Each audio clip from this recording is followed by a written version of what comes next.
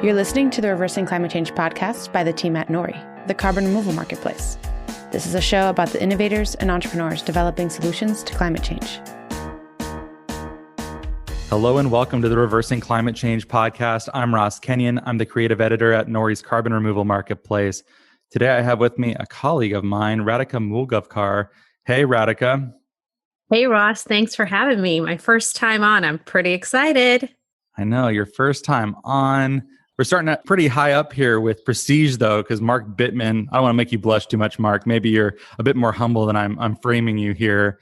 But you're a former New York Times columnist, the author of many, I even italicized the second many cookbooks, and the author of the new book, Animal Vegetable Junk, A History of Food from Sustainable to Suicidal. Thanks for being here, Mark. Great to be here, Ross. Radhika, great to meet you. Nice to meet you too.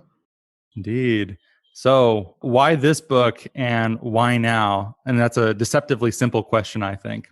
Well, I could keep the answer simple, really. The book is critically important, and now because it hasn't been done yet. So, I mean, we can get into longer answers, but one of the goals of Animal Vegetable Junk, one of my goals is to get people to take food more seriously and to look at what's important about it and why it's so important. And the fact is that is often not part of the conversation when we talk about the problems facing us. Food and agriculture is often way down the list or even left off the list. And this is a fight is a strong word, but a bone of contention between me and a lot of people, colleagues, friends, comrades, whatever, in the climate movement, because I feel like the situation with fossil fuel is often presented as an emergency and a crisis, and there's no denying that it is. But agriculture is often ignored, and that is a huge mistake. I would say in general, this book does not present the history of food systems as a happy story. And it's, as I understand it, this reflexive process of the ways in which food systems shape history and the ways in which history, colonialism, imperialism also shape food systems in turn. Is that a correct way of understanding your framing? Yes. You know, I often do this little qualifying thing, which is that agriculture, which is the foundation of our food system, obviously, has come a long way in the last, let's say, 10,000 years. And population has grown exponentially in those 10,000 years. So the upside, the undeniable upside, is that billions of people have lived who wouldn't have lived otherwise. That population growth wasn't inevitable. It was made possible by an accelerated agriculture, by growing more food. So if you believe that there is value to having billions of humans alive and having many of those lives be positive for the livers, then agriculture has been a good thing. But it has been also a force for destruction, colonialism, slavery, genocide, et cetera, et cetera, et cetera. So like so many things that you look at historically, there's more than one story here. So, Mark, I'm wondering, do you see a pivotal moment in history when the food system or the agricultural system lost its way, and a point in time where if we had made different choices, things could have gone in a more positive route? Several, actually. I mean, the first is, did agriculture need to be invented? There weren't that many people on the planet at that point, and many of those who existed, and this is all archaeological evidence. There's no written evidence. We're talking more than 10,000 years ago, but there is evidence that those people lived better lives than early agriculturalists lived. They lived longer, they grew taller, they had better teeth, they may well have been healthier. They certainly ate more varied diets. So the first turning point is the establishment of agriculture, which made diets more monotonous, made the sort of food population balance a little more precarious, increased infectious disease, most likely because people were living with animals and in villages, often without efficient waste disposal systems. I'm not talking about sewage, but if you're a hunter and a gatherer, you leave your waste behind. If you're an early agriculturalist living in a village, until you invent or establish a sewage system, there's nothing to do with your waste, but Right. use it in the fields if you're smart, or wallow in it if you're not that smart. So there is an argument most famously made by Jared Diamond that agriculture is problematic from the get-go. But if you accept that that exists, then you have to look at, well, how is agriculture managed? And for the 9,000 years or so between then and what we might call the modern era, it was managed fairly sustainably, better in some places than others. There were a number of civilizations where agriculture outgrew itself, or population growth outgrew the ability of that civilization to sustain itself. And those are real stories. But the real turning point came with the Land Enclosure Acts and with the Crusades, when nobility really started to seize control and to make it more difficult for people to grow crops for themselves, for their families, for their villages, for their regions, instead forcing people, peasants, serfs, whatever you want to call them, slaves, to grow food for profit. And that's a big change. And that started around 1200, 1300. It accelerated after the plague of the 14th century. And then starting in the 15th and 16th centuries, obviously had colonialism, the beginnings of capitalism, slavery, and a form of agriculture that really led directly to genocide, famines, and what we have now, which is an advanced stage of capitalism, neocolonialism, imperialism, and food as a profit-making political tool rather than food as nourishment for as many people as possible. So there are turning points in history. Could things have happened differently? Sure, but they didn't. I mean, to me, the question is, how do we learn from that stuff and how do we move forward from here? I also enjoy this revisionist take on the birth of agriculture, because I think growing up, the story is very Whiggish, right? Continual progress. We get better. Developments come. It's always good. Yeah, there's a lot of that. Yeah. And then you read someone like James C. Scott or Jared Diamond. You're like, oh, actually, hadn't thought of it that way. we used to have leisure time and a lack of hierarchy, and it was a lot more flexible and enjoyable and fun compared to being in some cases many inches or a foot shorter and eating the same staple grain over and over and over. Yeah, I think that's a very good point to make. People often point to that as the lapsarian moment for us too, of leaving the Garden of Eden, never to go back again. And then also, because since your take has, okay, I'm gonna put words in your mouth. You can tell me if I'm right about it. But you have a sort of left-wing kind of like political economy perspective on agriculture and its development, of one of increasing control of hierarchy and structure placed upon people from the top. Is that an okay way to frame your work here? I think that I could have wound up writing about many things, but because I cooked, I wound up writing about food. And that's interesting to me. And it's an interesting part of my story, if my story is interesting, my personal story, which is that for many years, I was looking for a way to apply my political views, my understanding of history, which of course was growing as I got older, trying to figure out a way to jive that with my work, which was really from, say, 1980 to 2000, almost exclusively writing about the enjoyment of food and cooking and the values of sort of traditional stuff about cooking for your family and your loved ones and providing real nourishment, and how to shop and the joys of traveling and eating and restaurants and other luxuries like that. And round about 2000, I started, and in large part thanks to Eric Schlosser's Fast Food Nation, which was really a groundbreaking book, and even Super Size Me, the movie Super Size Me, which just showed that people were ready to start talking about food in a different, more serious way. And I started to do that. I began by writing How to Cook Everything Vegetarian, not because I was a vegetarian, but because I thought we all needed to become better acquainted with how to cook plant foods.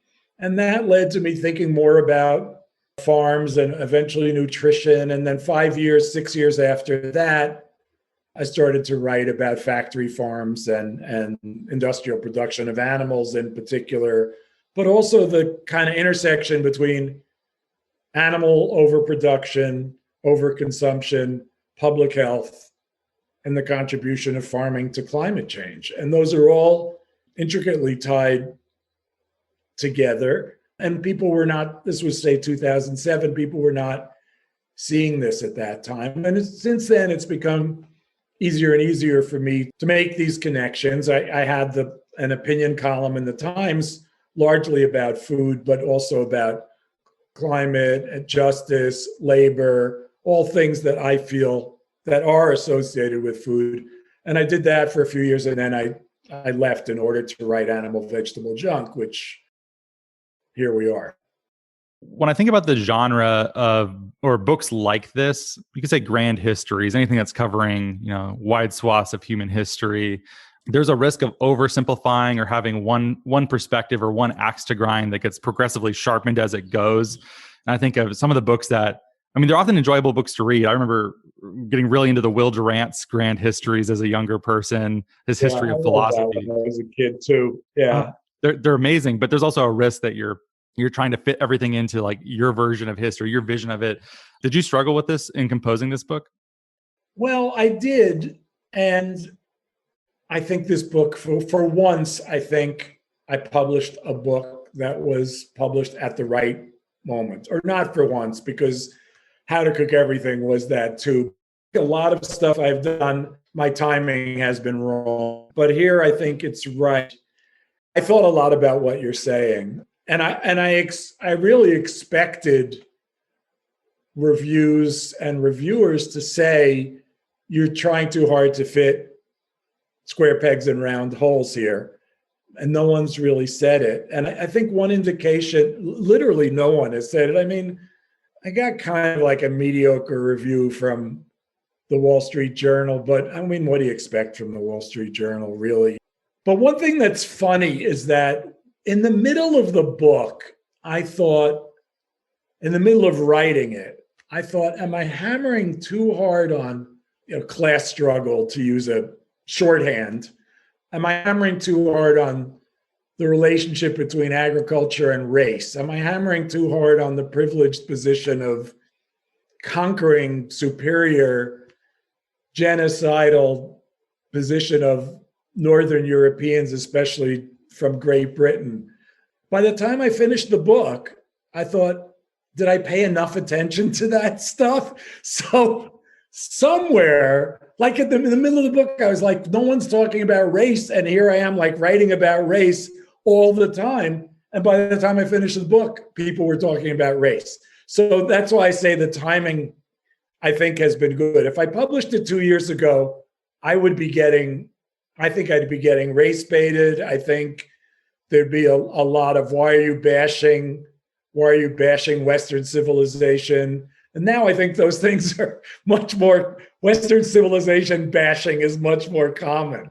Very in season right now. Yes. Yeah.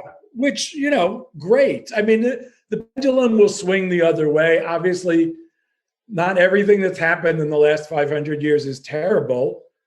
But if you're an indigenous person and your history was wiped out, or a person of color and you were enslaved, or your ancestors were, or you were murdered, or whatever, yeah, it wasn't a good period. It doesn't mean we haven't had some benefits. The reason I asked that is something like the enclosure movement is something that, to what degree is that significant in the creation of modern capitalism? People of a left-wing persuasion, particularly Marxian political economists, think that's like the key thing that happened. But lots and lots of historians and economists fight over this still. And so it sounded like you almost just went for it and were like, this is the story that I'm telling. But I know there's a lot of room in here to be challenged on some of these things. Right. And I wouldn't claim to be, it's clear I'm a generalist. I'm not a specialist in the enclosure movement, far from it.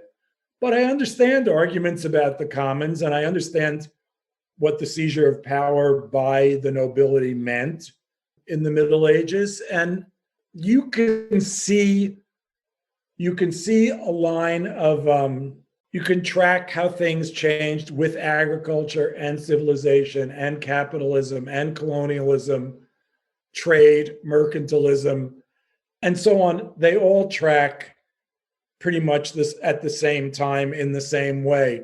My biggest gripe, and I think the most goal of this book, whether it's successful or not, I don't know, is to kind of elevate, as I said at the beginning, is kind of elevate the conversation about agriculture and eating to the point where, look, you talk about climate all the time. One of our issues is, how do you get people to think that the climate crisis is actually a crisis? What does that mean? No one had any problem believing that COVID was a crisis. So climatarians, or whatever, those of us who are interested in the climate crisis, have a problem in that you can't say this many people are dying per year as a result of the climate crisis. Hard thing to do. We can project, 200 million, 50 years from now, 200 million people a year are likely to die or suffer greatly as a result, or right now, 50 million people a year are suffering greatly as a result of climate change, whatever. But with agriculture and with nutrition especially, we can document that this is a crisis. I can say 300,000 people died from COVID in 2020 in the United States, big number. 1.5 million or so died from chronic disease. The leading driver of chronic disease is diet, and the leading driver of poor diet is junk food. I can say that. So why is that not a crisis? It's not a question I expect you to answer, although if you can, I'd be very happy about that. But the goal is to say this is, in fact, a crisis. Just like income inequality is a crisis. I mean, some of the things that we think, these are problems, we need to talk about them, are in fact way bigger problems than people give credence to. And I think the way we grow food, processed food, market food, the food we provide for people to eat, that is killing as many people per year in the United States as most other things combined, including COVID. So how is that not a crisis? I don't know the answer to that question. I want to pivot a little bit, because my question from one of your earlier comments is kind of around this idea that I read Marion Nestle's book way back when. I'm much older than Ross, so I've been thinking about this for probably 10 or 12 years since my children were young. And one of the things that my husband and I tried to do was eat the way, Mark, you recommended, through CSAs but it was really, really difficult, we found. I wonder, how would you design a system that was a little bit more friendly to people who want to embark in it, but find that like going to a CSA and getting 10 pounds of garlic snapes and 2 little potatoes is really difficult to plan around and feed a family around? Like, how do you overcome that? Well, you didn't have to exaggerate. Your point was good. I mean, literally one time we got like 5 pounds of garlic snapes, and we really did not know what to do with them. We were in Kentucky, home of the garlic snape. Look, I don't think CSAs are the answer, and I don't think individual gardens are the answer. They're helpful. Urban agriculture, also helpful. Farmers markets, making food available. But we have a much bigger problem than any of those things could possibly solve. And incremental change is all well and good, and we should do what we can on every level. But the biggest problem here is that good food is not affordable, accessible, and available to everybody. So, yeah, it's hard to eat better when the supply is really giving you food that's not so good. And that supply is determined by policy. It's not determined it's determined in part by policy and in part by power. It's not determined by what's good for you and me or anybody else, for that matter. So food-wise, it's good for the corporations who own the land and do the farming and run the processing plants. But the issue is, how do we make good food available to everybody? And then how do we teach our children? Because we're not talking about something that's going to be happening on a wholesale basis between now and 2030. We're talking about making some changes that will lead to other changes that will lead to other changes that will eventually lead to a just, fair food system and maybe even a just, fair society. Part of that is teaching children what real food is and how to eat it and how to prepare it, how to enjoy it, as opposed to teaching children that, Tony the Tiger is their friend and the most refreshing drink you can have is Coca-Cola and the coolest place to go eat lunch is McDonald's. That's what we teach our children now. So no wonder it's hard to enjoy a roasted carrot, which is one of the most delicious things in the world. But how do you teach a kid that when you're busy teaching a kid that French fries are the best food there is, right? That's what kids learn today. So you're advocating for like the French system where they have those beautiful lunches for the children. I'm advocating for change on every level possible in the right direction. Yeah. That's what I'm advocating for. Yeah. I mean, I have to say my children like a roasted carrot, but they also love a good French fry. It's everywhere. And me too. But you know what?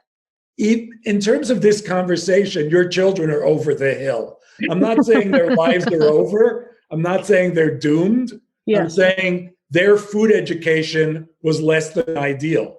And maybe their children can get a good food education. And we are not going to have, you started this conversation. I love this because I often have to bring this up in a way artificially. You started this conversation by saying you find that eating a good diet is difficult. Yep. That's not because you're stupid or you're poor or you can't think things through or whatever. It's because you learned as a kid that your food preferences were high sugar, high fat, highly marketable, highly salted, highly marketable foods. And those were what, no matter what your background, if you grew up in the United States as a first or second generation person, or later, you were taught the Tony the Tiger thing, etc. And that was drilled into your head. And all of us adults everyone knows that it's a struggle to change your diet. Everybody's had that issue. And I'm not talking about what are commonly called food disorders. I mean, in a way, or eating disorders. In a way, we all have eating disorders. We've been trained to eat in a way that's not good for us. Imagine if we were trained to eat in a way that was good for us. If there were advertisements and commercials for carrots and broccoli and rice and beans and whole grain cereal and blah, blah, blah, blah, blah. We all know what that is. Appreciate the foods of the rest of the world. Appreciate the way other people eat. Eat like people ate in the 19th and early 20th centuries before this came along, this monster came along and convinced us all to eat badly. That's the kind of food education we need to be giving our children. It's not reactionary or saying, let's go backwards in time, any more than it is to say, let's train our children in civility. Let's train our children in crafts. Let's train our children in many of the things that are considered corny or passé now, but which we might think have value. Eating good food has value, but we're not teaching our children how to do that. And by the way, that food barely exists. I mean, the most surprising statistic I came up with in writing Animal Vegetable Junk is that 60% of the calories in the food supply are of ultra-processed foods. So that, by logical extension, means 60% of the calories we as a population eat is junk food. So it's just there. That's what's there to be eaten. Yep. You have to change that proportion in a way.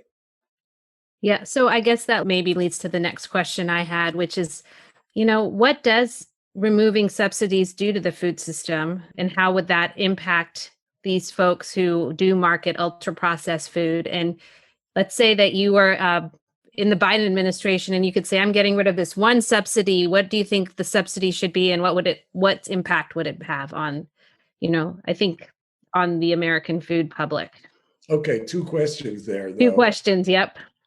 I mean, the second one first, I would end the renewable fuel standard, the ethanol mandate, the subsidy for growing corn for fuel, because that's really ridiculous. You're not even growing food crops and using them for an inefficient fuel. That's just Nothing's crazier than that. But the real question is, okay, suppose you did that. That might be a quarter of the land in Iowa, by the way. I mean, millions of acres in Iowa alone. What do you do with that land? That's the real question. I want to address the subsidies thing a little differently, because people who think that the food system is broken, messed up, whatever, often point to subsidies. It's a totally legitimate question, but let me pose this. Suppose it's expensive and difficult to grow food for everybody. Just maybe that's the case. The food system works for a third of the people in the world, and for probably 2/3, 3/4 of the people in the United States works really well. The three of us talking can buy whatever we want whenever we want to. There's some guilt attached to it for sure, but we get to eat well. But suppose it's just expensive to do that you have to subsidize agriculture. You have to subsidize food, just like you subsidize transportation. I mean, a lot of food is about transportation. So suppose you take it as a given that there are subsidies involved. Why would you subsidize bad food instead of subsidizing good food? So instead of saying we are spending some hundreds of billions of dollars to subsidize industrial agriculture annually, let's spend half of that right now, starting as soon as we can, on supporting, developing farms, food processing, food delivery services, et cetera, that will get more good food to more people. Let's subsidize that. We don't even have to change the tax structure. The money's already there. And let's take it away from the renewable fuel standard and all the subsidies that corn growers get to produce animal food and junk food. Let's produce good food and let's make it. I neglected to look this up. It's a very simple thing to look up. A McDonald's salad is 2 to 3 times more expensive than a Big Mac. So that's ass backwards. I mean, that is really ass backwards. So not only should we be incentivizing the sale of salads and disincentivizing the sale of hamburgers, the real cost of making a hamburger, if you, not to get too jargony, but if you internalize the cost of the externalities, the real cost of a hamburger is not $1.99. So if we start adjusting costs so that we're encouraging not only the consumption of good food, real food, but the farming of good food, real food. Say we took that ethanol, go back to that land that's being used for growing corn for ethanol.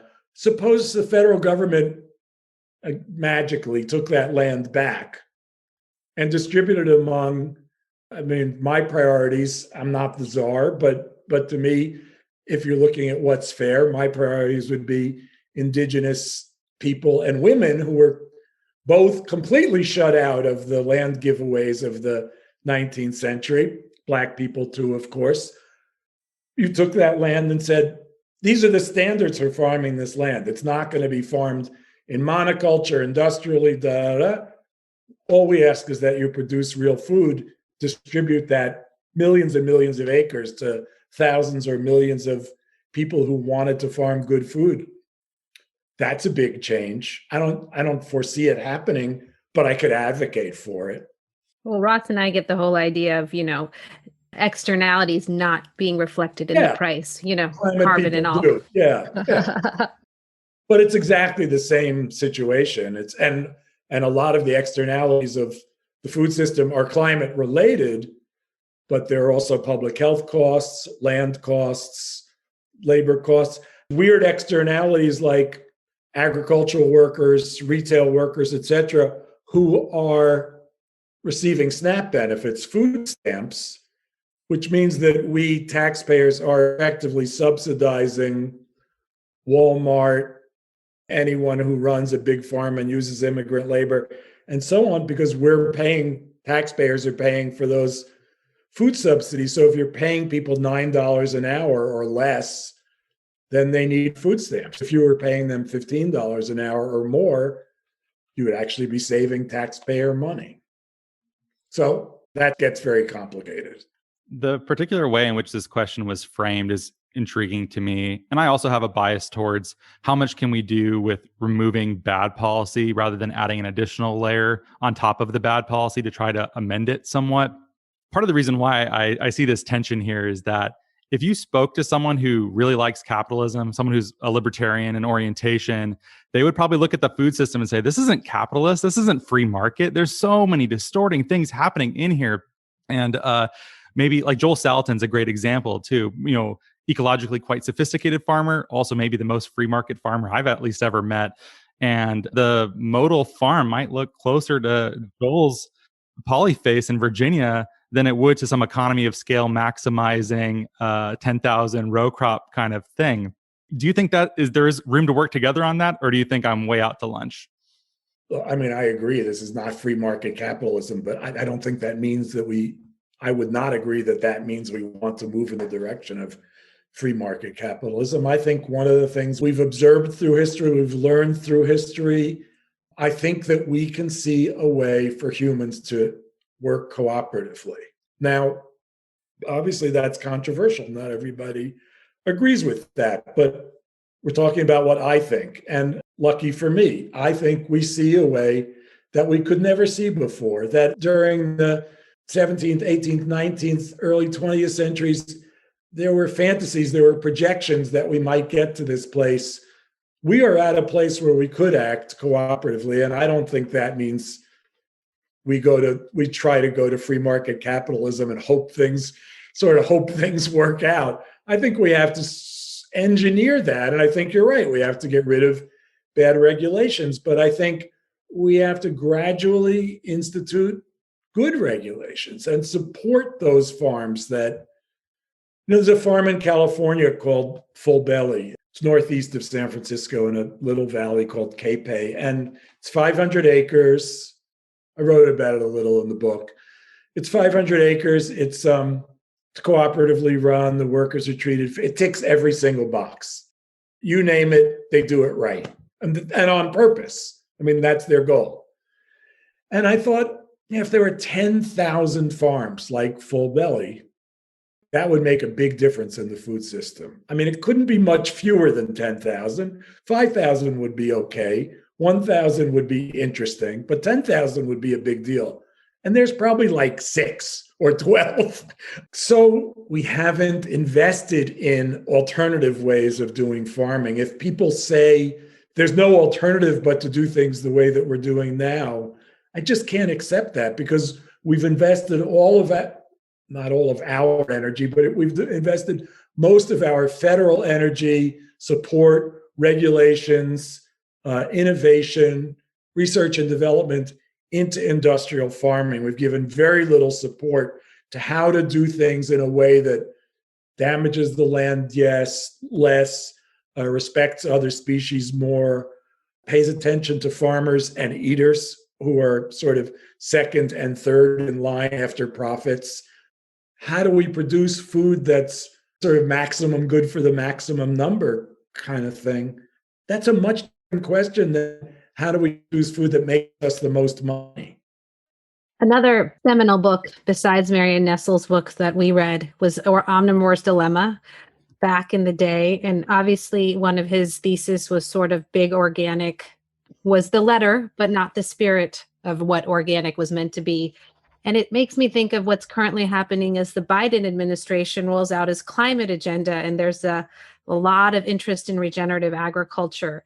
And so do you worry that this is actually just going to be another giveaway to big ag that doesn't lead to the outcomes we want? Or is this a positive because maybe it is moving the whole industry in a better direction? I don't believe that the owners, rulers, and operators of industrial agriculture are going to solve this problem. I believe that we have to be talking about regenerative agriculture, but also about land justice and about economic justice and environmental justice. And when I hear the administration talking about those things and acting on those things, I'll think that its heart is in the right place. But to bring out a few catchphrases and to re-engineer Pepsi so that it's somehow being produced using regenerative agriculture is not doing anyone any favors. It's just a new form of greenwashing. So, I was serious I am serious when I say one of the important things here is to get land into the hands of people who want to farm it well. And that means taking land out of the hands of people who are farming it badly. How do you do Well, that? how do you do that? You do that by making sure that the 2022 elections go in the right direction. I mean, you do that by passing the $15 an hour minimum wage right now. You do that by strengthening those organic laws. Here's what I think. I think that there are some changes that can be made even in this administration, even in the next 18 months, that will show us that change is possible. Everybody on the so-called left, which is kind of almost everybody, but everybody to the left of Donald Trump is like relieved in this way that we feel it in our bodies, I think. Like we're hopeful and optimistic in a way that we didn't allow ourselves to be hopeful and optimistic since 2009. And many people who are adults now were children in 2009. So there's a lot of, I think, positive feeling around or belief that change is possible. And I think we really have to take advantage of that like now. Like what can we do now, whether it's about food or about climate or about energy, transportation, whatever it is, what can we, income equality, racism, what can we get done now so that our base is bigger, that more people believe that change is possible? Because we're not going to, like, in the next 18 months, have this massive land reform program. I understand that. But maybe we can have a massive land reform program within the next 20 years if we show people that it's worth supporting organizers, activists, NGOs, and even governments who can move things in the right direction. So, I'm advocating for organizing, for activism, for trying to see a real shift of power towards people who want to build a just and good society. We don't have that now. Food's a part of that. Food's obviously not the only thing. It just happens to be the thing that I can talk most easily about. I'm so curious whether land reform will become a part of the lexicon in political discourse, because even with the farther left representatives, AOC, Bernie Sanders, even Dennis Kucinich back in the day, like I don't think I've ever heard any of them even utter the phrase land reform. I think it's like a Latin American thing mostly. You know what? I just started uttering it a year ago, and I was like, you know what? I'm just going for it because it's a real thing, and people are afraid to say it. But the land in this country, in North America, was stolen and appropriated by Europeans from indigenous Americans who, by the way, were killed in the process. I mean, not to put too fine a point on it. So I don't know who that land actually belongs to, but it was given away to white European settlers. So, I mean, that's beyond unfair to steal people's land and kill them and then give it to your friends. So I don't know how we rectify that situation, but however we rectify it, it needs to be rectified. And that's called, rectifying is called land reform. So let's call it what it is. Reparations is about land reform, and reparations is about making good on the evil things that you did to other people. Let me ask this really quickly. Maybe you can answer it in under a minute. I want to know, this is a huge expanse of a book, as we talked about, but what is the most interesting thing you learned but could not put in the book? No, I put everything I believed in there. It feels like that, Mark. Yeah. I've seen your books. It seemed like... Look at this. Is there anything about cooking that's not in this book? You think that cookbooks, I'm not saying, many people think that cookbooks are not real books, but what cookbooks have in common with every other kind of book, every good book, is that you start with a lot and you wind up with a lot less. And this, I don't know how many dozens of books, maybe hundreds I went through to write Animal, Vegetable, Junk. I don't know how many hundreds of thousands of words I wrote and threw out and set aside. That's how books are written. And you hope that you have included the most meaningful stuff that's been informed by the material that you ultimately had to discard. That's a good place to leave it then. If you want to pick up Mark's book, it's available in all the places you can buy books, I imagine. Is that right, Mark? There's an audiobook version of it? Yeah, the audiobook version is read by me, which was a lot of work. We use bookshop.org as a good link for supporting your independent booksellers. Obviously, you can buy the book on Amazon or anywhere else also. But yeah. Great. I know you have a Substack too. I'll include links to all of your various projects that you're working on. And thanks so much for being here. Bittman.com, bittmanproject.com. You can find the book there. We have a newsletter, comes out several times a week. Subscribe. We'd love it, etc. Thank you, Mark. Thank you, Mark. It was fun. It was really lively. I enjoyed it. We did too.